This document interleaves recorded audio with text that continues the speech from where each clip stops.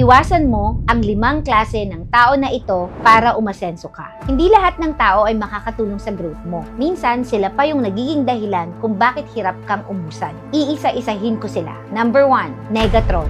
Ito yung mga taong kahit anong gawin mo, may masasabi at masasabing mali. Di ka pa nagsisimula, sinasabihan ka ng hindi mo kaya. Pag lagi kang nakikinig sa kanila, mawawalan ka rin ng tiwala sa sarili mo. Number 2, kwentong barbero. Ito yung mga taong mahilig magkalat ng chismis. Hindi nila kayang pag-usapan ng goals or growth kasi abala sila sa buhay ng iba. Number 3, mga inggitero at inggitera. Hindi nila kayang mag-celebrate ng tagumpay mo.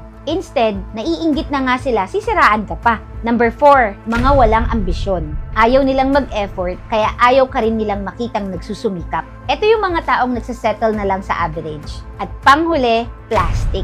Ito yung mga nagkukunwaring kaibigan mo, pero sa likod, iba ang sinasabi. Promise, hindi ka nila susuportahan sa oras na nangangailangan ka. Hindi masamang mamili sa mga taong pakikisamahan mo.